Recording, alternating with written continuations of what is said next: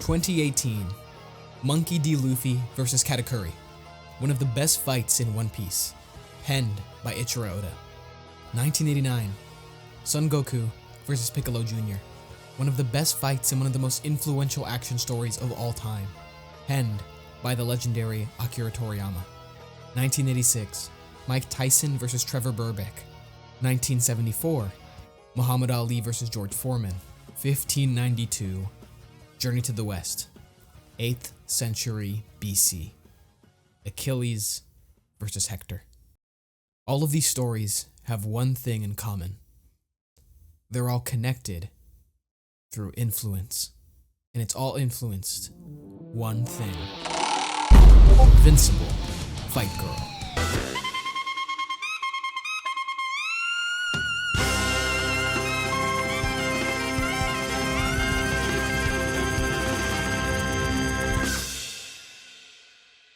Hey storytellers, Chillixion here, back from Monday Night Raw's awful Netflix premiere. Just so disappointing. But yeah, Happy New Year. I hope you're having a good start to New Year. You know, I hope your resolutions are going good. Hope you're keeping up with them and hope they're not too difficult, but still challenging to you. But I have something to say, you know.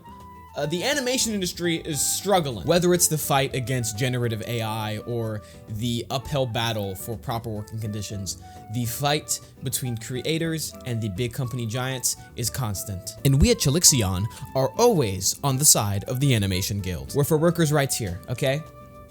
And workers' wrongs, you know. If you want to piss on a company building, go do that. But another aspect of this fight against big corporations isn't just, you know, scheduling or cancellations or general mistreatment, but it's also the lack of original action animation. It seems like only every few years, a new action cartoon is announced and everyone collectively goes, oh my god, action cartoons are back. Until no one watches it, it gets canceled, and then we're back to square one. And yes, I know, if you, viewer, specifically watch a lot of action cartoons, good for you.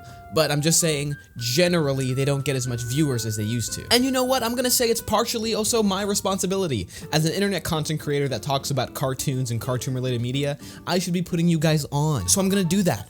I'm gonna now put you guys on a cartoon that has just come out, and it is so good. So good, in fact, that it should be on everyone's radars. Hell, the entire industry's radar. This show is the aforementioned Invincible Fight Girl. Created by Justin Gordon Montgomery, produced by Cartoon Network Studios, beginning production in 2022 and premiering last November, Invincible Fight Girl is the newest Cartoon Network original. With the status of the animation industry and specifically Cartoon Network, it's surprising that a show like this even got made. And with only one season, it made an impact on announcement. I remember when I, first heard about it on Twitter, I think I saw like a poster or concept art or promo art or something, and seeing the art style and what the show was called and just the general vibe that we were getting, I was excited. Absolutely hooked and hyped for a type of storytelling that we don't get often in Western animation. Well, what is Invincible Fight Girl about? I got you, audience. Invincible Fight Girl is about this girl, Andy.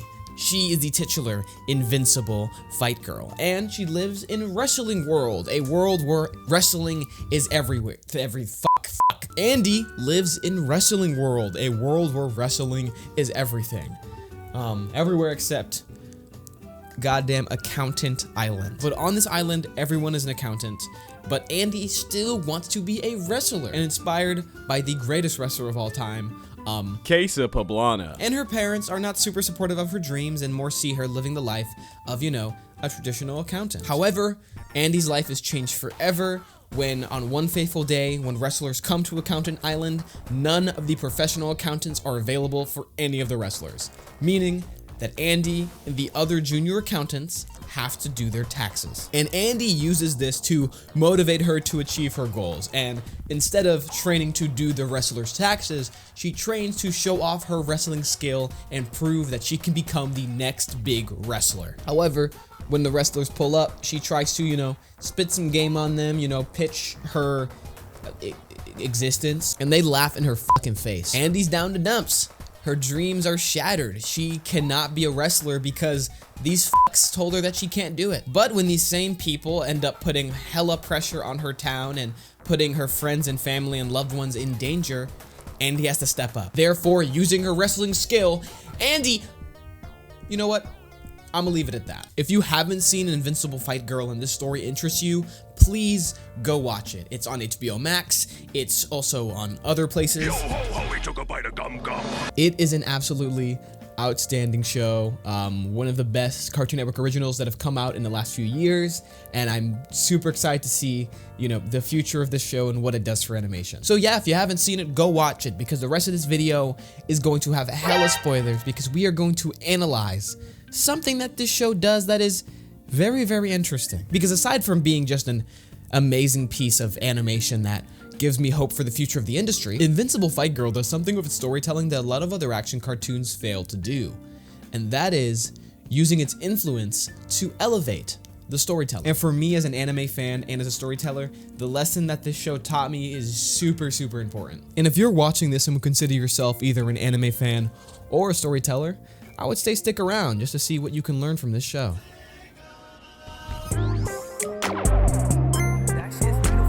We'll be right back with more Chillixion.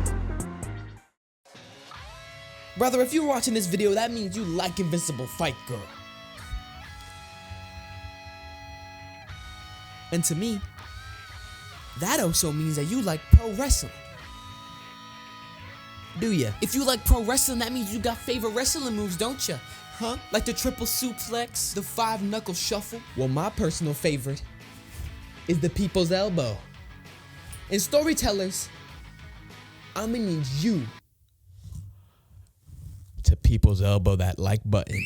It's New Year, and if you're enjoying this video and want to see more content like it, make sure to click that like button. Let's get this video to 40 likes. Lets me know you guys want more content on action cartoons, on modern cartoons, and maybe even more videos on Invincible Fight Girl. Support the content, support the creator. Last year, y'all were doing outstanding, hitting those like goals. So do not disappoint this year. I'm gonna see you at WrestleMania. I'm gonna see you at WrestleMania 40. I'm gonna see you at WrestleMania 51. I'm gonna see you at WrestleMania 55. I'm gonna see you at WrestleMania 60. I'm gonna see you at WrestleMania 70. Don't play with me. I'm see you at WrestleMania. Anyway, back to the initial programming.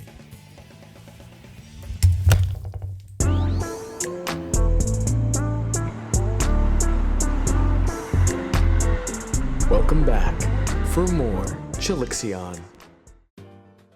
So in terms of Invincible Fight Girl and wearing its influence on a sleeve to elevate the story, I think first it's best to look at the characters, and more specifically, our main character, Andy. Andy is the archetypical shonen protagonist. She is a young kid with a big heart and even bigger dreams. Protagonists in stories like this are actually the easiest way that we can see a direct line of influence, because they're the most important characters in a story and probably the most iconic. The most famous shonen hero is Son Goku, who was not your typical chosen one hero in the style of a Luke Skywalker or a Frodo Baggins, which for an audience that is used to chosen ones like a Western one, it's a shock. He was naive. He had a childlike sense of wonder regardless of the dangerous conditions he was in.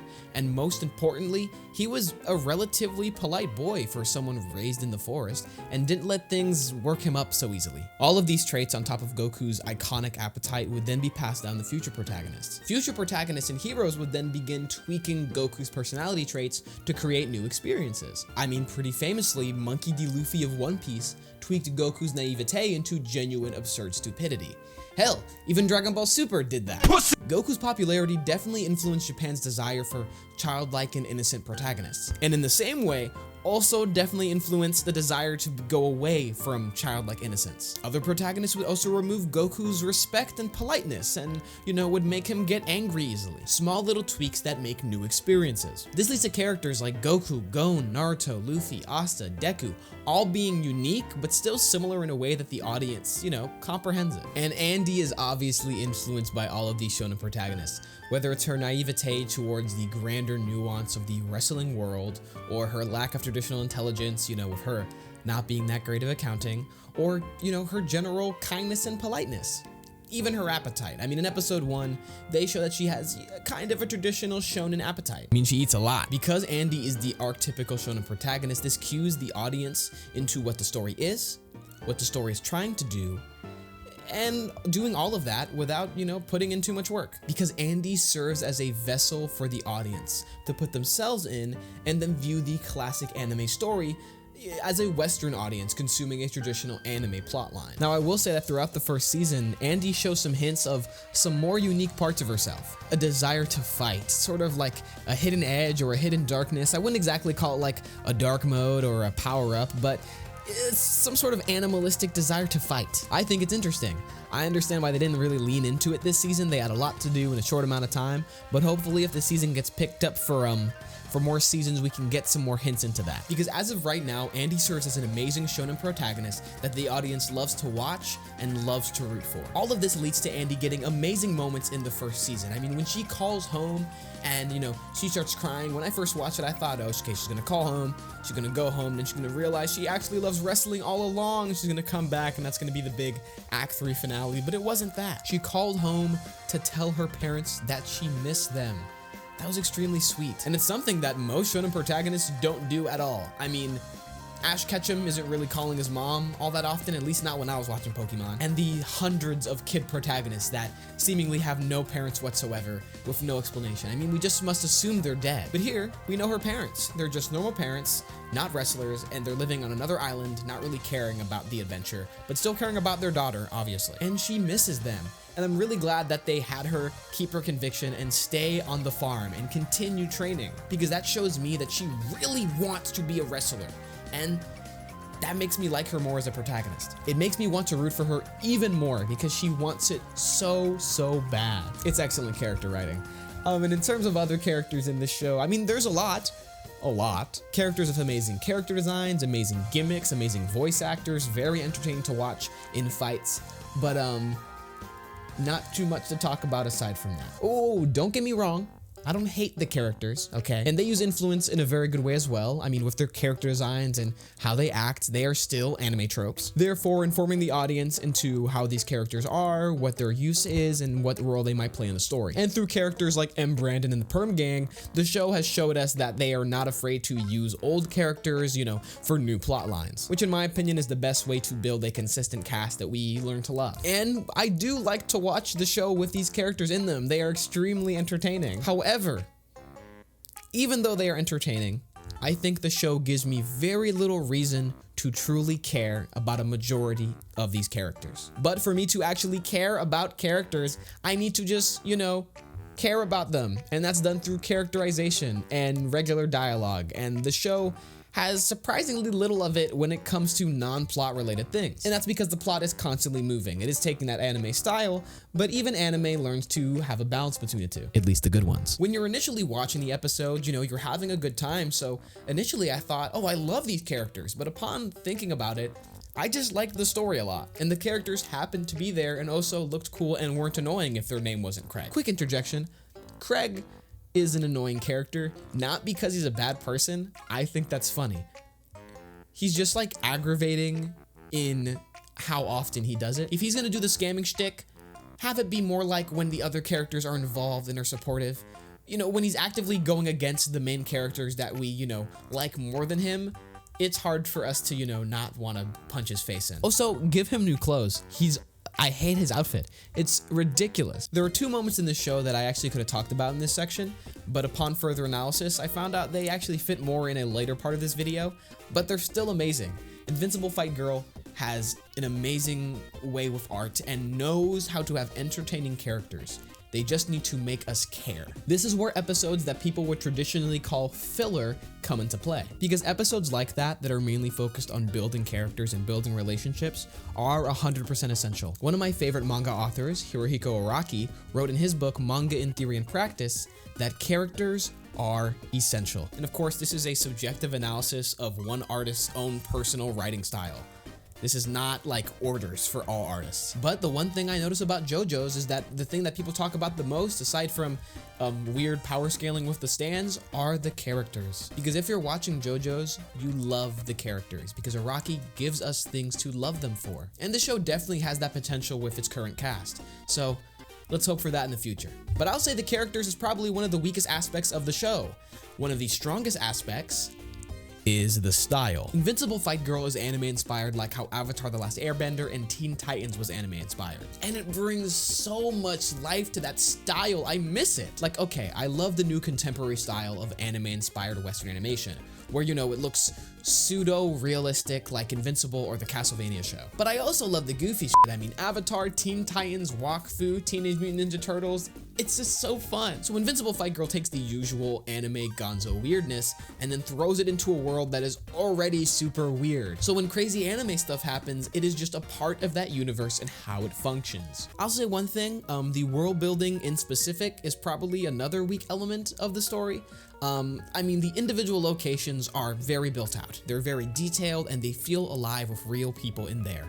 However, connecting each location to each other seems to be a problem. And I don't mean like they don't all feel the same, but I feel like I can't walk from one to another or sail or whatever. However, since the individual locations have a lot of depth, it really just takes connecting them to each other. But let's ignore the world right now because nothing shows the style more than the action. Invincible Fight Girl has some of the best choreography in Western animation since Avatar: The Last Airbender and The Legend of Korra. It is up there with like, I don't know, anything that Flying Bark has made. As a fan of anime, but also martial arts and professional wrestling, this show just does wonders for me. It is so precise with its movements, it is so kinetic, and it allows you to see every single action in great detail. I have seen a lot of directors mess up action scenes and create jumbled messes or just boring nonsense. And it uses its medium to its utmost limit. It does not hesitate to exaggerate movements or use crazy sounds or do absolutely insane shit that just doesn't actually make sense, but just makes the action all the more entertaining. Invincible Fight Girl shows a new standard for choreography animation, you know, within just Western animation as a whole, because now it's not just limited, you know, to those niche shows animated by that studio that basically makes anime. Now, in terms of influence, Invincible Fight Girl is a massive amalgam of all of the anime and cartoons and video games that came before it, and it is plainly obvious. However, the fact that it is obvious makes the show even better. Instead of just switching things up out of the fear of embarrassment or for no good reason, this show keeps what we recognize, uses them for good reason, and then switches things up with intentionality. The best example of this is how the flashbacks are presented in sepia tone with a light film grain. This is an intentional choice, and it seems like a simple one. Okay, flashbacks, it looks like this because that's what the past looks like, but again, it would be so easy to just not do that. And there are a lot of shows that just don't. Okay, but enough teasing, you guys. Let's actually get into the nitty-gritty. Like with its characters and like with its directing style, Invincible Fight Girl wears its influence on its sleeve when it comes to its storytelling, and it is only better for it. Whether it's the tournament arc, or the classical mentor, or the training arc, or the signature move, or any of that, Invincible Fight Girl uses the best anime tropes to its best ability, or at least to the best that we've seen so far. It also must be said that the natural, faster pacing of Western animation helps this show a lot. Anime has a big problem with super long pacing and extending stuff for no reason, you know, because of cheap budgets or to catch up with the manga, and Western animation doesn't have to worry about that.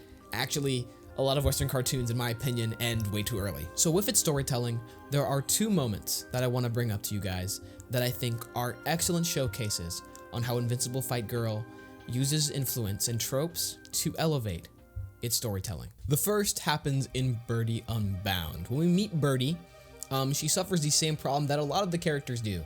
She has a cool design, she's fun to watch, but I don't really care on an emotional level. We have no attachment to this character before any actual twist is revealed. But after a regular fight and a subversion of some storytelling tropes, you know, like the, oh, family, I'm sorry I did this for your attention. Oh my god, yes, daughter, we're going to be all happy and together and the problem is solved. So after they subvert that, the actual twist is revealed. Birdie is Broly. And this is not to take away from Broly or Dragon Ball Z. I love Dragon Ball Z, but Birdie is a much better Broly. Just a pure rage monster. And I know that there are other characters that are like that, but when I was watching it, it just reminded me so much of Broly. And when I realized that, I realized I really liked what was going on. And all of a sudden, a character that I really didn't care for suddenly got me really hooked onto this story and gave me a backstory and a motivation that I liked a lot more than the actual Broly. Because this time the rage was motivated by, you know, childhood neglect and not, you know, a crying fucking baby. And even though Birdie left for the season and didn't really give us that emotional closure just yet, you know, I think that they are sacrificing giving us a character that we would have loved in this season so that in future seasons we can get a character that we love even more. To me, this is using the tropes at your disposal, and most evident, the rage power-up, but not just giving it to a character for shits and giggles, but instead to inform the story, to inform the audience of the themes, and then to build upon that. Because as Birdie runs away, we're setting that up for future seasons and future stories. This is a lot more effective than just giving your protagonist a rage power-up because you think it is cool. The second thing I want to talk about is the Perm Gang's backstory. The Perm Gang were introduced as episode 1 villains, okay? They were initially super dangerous, super intimidating because our protagonist had never done anything and the story had just started. While they were giving Andy some trouble in that first initial episode, eventually she learned what she had to do and she beat them, and she began her quest. So have these episode 1 villains gotten stronger? That is the question that, their reintroduction poses to us. And the story again does interesting things with its intentionality. Because while I didn't, and honestly still don't care about the Perm Gang or its individuals, I as an audience member knew what this was. This would either be really hard for Andy, as in the Perm Gang got stronger, or this would be easy, as in they didn't grow and this would just be a Luffy punching the sea beast moment. And as I continued watching, it turned out it was the latter. While not a complete cakewalk, Andy did get stronger, so it is kind of easy. So because Andy is winning, the story instead decides to switch perspectives on the Perm Gang, its individuals, and a psychology that they all face after such a horrific loss in episode 1. And then it proceeds to provide us a tragic backstory that is honestly peak cinema. Like, it's weird to say that the Perm Gang, they're not some of my favorite characters, but this moment, individually, as a piece of storytelling, was amazing. In that entire backstory, there is not one scene in there that is just there for the sake of it. It is all purposeful and led to some awesome moments of animation. Moments that, if built upon in the future, will go down as some of the best moments in Cartoon Network and Adult Swim history. Like, I know it sounds crazy for me to say, but Invincible Fight Girl has some crazy potential, y'all. So giving us a tragic backstory, something that we as an audience, ones that have watched anime and shonen tropes and blah blah blah, expect, but only when we are truly curious, is a good way to keep us hooked and to keep us watching. I've said the word intentionality a lot in this video, the act of doing something with intention. But I think it's pretty important. I truly believe that you should always act with intentionality in your art, no matter what. I don't know, just in some way, do the things in your art with intention, because everyone has influences, but it is those who use influence with intention that will stand out. In Invincible Fight Girl, they don't just use tropes, okay? They think about why they use them, and then they put them to use with a purpose, to help the story. Don't believe me? Well, here's a snippet from an interview with the creator of the show himself. So it started at that point that we wanted to do our own thing, and that means trying to synthesize these influences with a Western style. Then the deeper level of it, and this goes to our story team and our writing team, was asking ourselves some deeper questions about what it is about the art style that we love. What is it about the storytelling that is so effective? Going beyond just homage, and beyond what some shows do, which is like having a moment where someone does a thing that's like Super Saiyan. Yeah, it's cool, but there's a lot of deeper stuff under the surface that I think we're missing. What's so brilliant about why, when Goku goes Super Saiyan, we all as kids stand up on our couch and lose our minds? What is it in the storytelling, in the pacing, in the voice of that narrative that makes it so effective? There are many passionate fans, idiots, who view influence as plagiarism. They think that if your thing even slightly resembles something else, you're copying and you're unoriginal and you have to go and you're the worst artist ever and you should go to hell and die. But the truth is, there are no original stories. Everyone is influenced by something. We currently live in an era where all art seems to be based on something, whether it's IP or adaptation. And yes, IP is a bit more literal, but everything, all stories are based on something. It's just a matter of intention and communication that dictates the love that the audience has for it. Invincible Fight Girl feels like a love letter to everything that came before it, but also an active change in animation that we've been seeing for a while. It's a tough time for animation, okay? artists just want to create in a world that every day seems like it wants to get rid of artists. An Invincible Fight Girl is just one in a series of Adult Swim cartoons that are coming out. Whether it's Genndy Tartakovsky's Safari Heist or J.G. Quintel's adaptation of Super Mutant Magic Academy, it's possible that we enter a new era. Not just one where action cartoons can survive and thrive, but one where creator-owned animation is the mainstay. Indie animation is helping with that every day, and the one way that you can help is by talking about them, watching them, sharing them, starting a discussion. Get excited for cartoons, because the best thing we can do is that we can try to make them popular, because the studios want shows that are successful. So if we make them successful, well, they'll have to at least hear us out. But yeah, everyone should watch Invincible Fight Girl. It's another outstanding piece of action animation with a black girl in it. We love to see it. And if you love to see new videos, then how about you perfect strike that subscribe button? It's about staying up to date with new videos. I upload every single Saturday, 12:30 p.m. PST. And while you're down there, why don't you comment down your thoughts on Invincible Fight Girl? Did you love it? Did you hate it? Did you even watch it? And if you haven't seen it, did I put you on? Anyway, y'all, remember the like goal for this video is 40 likes. I hope all of you enjoyed. I think I'm gonna go and rewatch some Invincible Fight Girl. I mean, that fight scene in episode 6 was insane. Well, anyway, I hope you storytellers had an amazing time, and I hope all of you have a damn good one. Peace.